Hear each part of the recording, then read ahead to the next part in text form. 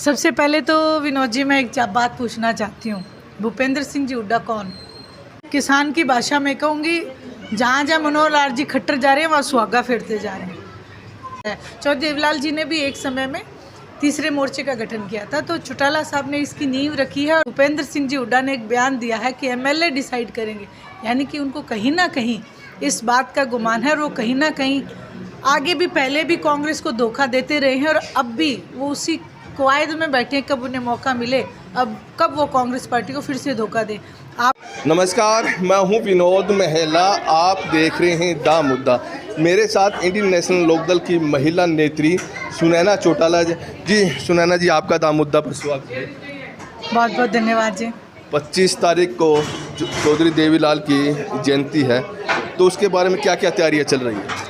देखिए, तमाम पार्टी के जितने भी सदस्य हैं, जितने भी पार्टी के कार्यकर्ता हैं, दिन रात इसी ख्वाहिश में है कि आदरणीय चौधरी देवीलाल जी का जन्म दिवस जो सम्मान दिवस के रूप में मनाते हैं, उसका न्योता हम घर घर तक दें। क्योंकि इंडियन नेशनल लोकदल की रीत रही है हमेशा कि जब भी कोई घर में शुभ काम हो तो अपने लोगों को न्योता दिया जाता है। उसी कड़ी में आज हर एक कार्यकर्ता अभय सिंह जी से लगा के और तमाम छोटे से छोटा कार्यकर्ता इसी मुहिम में निकला है कि चौधरी देवीलाल जी का जन्म दिवस जो है, भारी संख्या में लोग पहुंचे और मिलके सब जन्म दिवस को मनाएं। भूपेंद्र सिंह हुड्डा का आज बयान आया है कि जब लोकसभा चुनाव होंगे हमें किसी दूसरे पार्टी के गठबंधन में जरूरत नहीं है, इंडियन नेशनल लोकदल की भी जरूरत नहीं है, हमारे अंदर बड़ा दमखम है। सबसे पहले तो विनोद जी मैं एक बात पूछना चाहती हूँ, भूपेंद्र सिंह जी हुड्डा कौन? जहाँ अगर आप किसी पार्टी विशेष की बात करते, व्यक्ति विशेष की बात मैं नहीं करूँगी, भूपेंद्र सिंह जी हुड्डा को तो शायद अपनी ही पार्टी के लोगों की ज़रूरत नहीं है, लेकिन जो शीर्ष नेतृत्व है, आज इंडिया जो एक गठबंधन बना है, वो सोच समझ के ही सभी जितने भी पार्टी के लोग हैं उन्होंने डिसीज़न लिया है। ऐसे में कोई व्यक्ति क्या बात कहता है उसके ऊपर मैं कभी नहीं जाऊंगी, लेकिन जनता क्या कहती है, जनता की क्या आज डिमांड है, आज जनता कितनी परेशान है, उसके लिए जो ये गठबंधन का जो कदम उठाया है, मैं उसकी बिल्कुल मैं उसका पक्षधर हूँ और जनता के हित में कोई भी काम हो तो हम निस्वार्थ भाव से उसकी तरफ जाएंगे। अभय सिंह चौटाला का भी एक बयान आया है कि पिछली जो फतेहाबाद में 25 सितंबर को रैली हुई थी, इंडिया की शुरुआत वहाँ यानी नींव वहाँ से पड़ गई थी। इंडियन नेशनल लोकदल ने अपना मंच दिया और नींव वहाँ से पड़ भी गई, लेकिन आज देखें तो इंडियन नेशनल लोकदल ही उस इंडिया में नहीं है। नहीं, आपको किसने कहा कि नहीं है?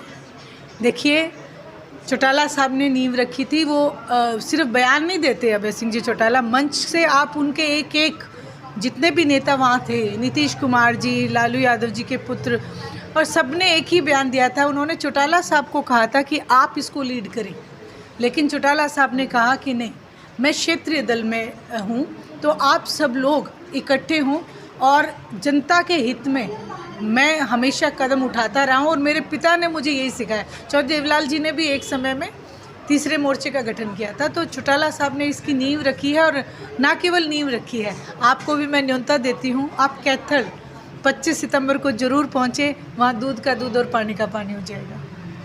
देखिए, तो कांग्रेस पार्टी की बात करें, क्या गठबंधन में आप लोगों को कितनी सीट मिल सकती है अगर इंडिया में शामिल होंगे?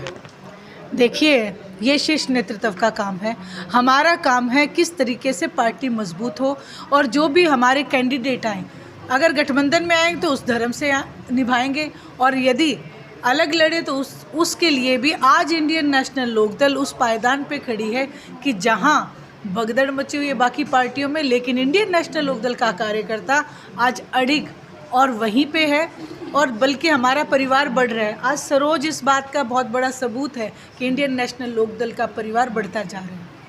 जहाँ तक देखे, इस बार एक चर्चा हो रहा है कि सुनैना चौटाला इस बार कहीं ना कहीं से चुनाव जरूर लड़ेगी। कौन सी एक दो सीट है जो आपने चयन की होगी वहाँ से मैं चुनाव लड़ूंगी? देखिए, पूरा हरियाणा प्रदेश मेरा अपना घर है और जहाँ से भी पार्टी हाईकमान, जैसे कि एक फौजी इस बात के इंतज़ार में रहता है कि फ़ौज में कब उसे अग्रणी भूमिका में जाने की, एक लड़ाई लड़ने की हुक्म मिले, उसी तरीके से मैं भी उस हुक्म का इंतज़ार करती हूँ और ये चलन है इंडियन नेशनल लोकदल का कि इसमें कोई भी डिसाइड नहीं करता, सिर्फ जनता या उस इलाके के लोग डिसाइड करते हैं कि कौन कहाँ से चुनाव लड़ेगा। जहाँ तक बात करें भूपेंद्र सिंह हुड्डा की, हुड्डा ने कई बार कहा कि प्रधानमंत्री नरेंद्र मोदी मेरे मित्र हैं, और अमित शाह के बारे में भी ऐसा ही बोला है। तो क्या कुछ खिचड़ी कुछ पकड़ी या कुछ क्या लग रहा है आप लोगों को? उनके ताज़ा बयान के आधार पर मैं कह सकती हूँ कि कांग्रेस पार्टी का ये चलन है, ये कल्चर है कि उनका जो भी मुख्यमंत्री है, कोई भी नेशनल पार्टी है, उनके मुख्यमंत्री शीर्ष नेतृत्व डिसाइड करता है। लेकिन भूपेंद्र सिंह जी हुड्डा ने एक बयान दिया है कि एमएलए डिसाइड करेंगे, यानी कि उनको कहीं ना कहीं इस बात का गुमान है और वो कहीं ना कहीं आगे भी पहले भी कांग्रेस को धोखा देते रहे हैं और अब भी वो उसी कवायद में बैठे हैं, कब उन्हें मौका मिले, अब कब वो कांग्रेस पार्टी को फिर से धोखा दें। आप उनका इतिहास उठा के देखें, जो भी नेतृत्व करने के लिए आगे जाता है वो उनके पांव खींचते दिखेंगे, लेकिन एक धर्म ये होता है कि आप अपने साथी को मजबूत बनाएं। जेजेपी की बात करें तो आज की स्थिति में दिखाई दे रही है आप लोगों को जेजेपी, क्या जेजेपी में जो लोग चले गए थे कितने के लोग वापस आ गए हैं? हमारा पूरा का पूरा परिवार जो है लौट के इंडियन नेशनल लोकदल में पहुंच गया है, क्योंकि पीढ़ियों से आदरणीय चौधरी देवीलाल जी के साथ उन्होंने काम किया है।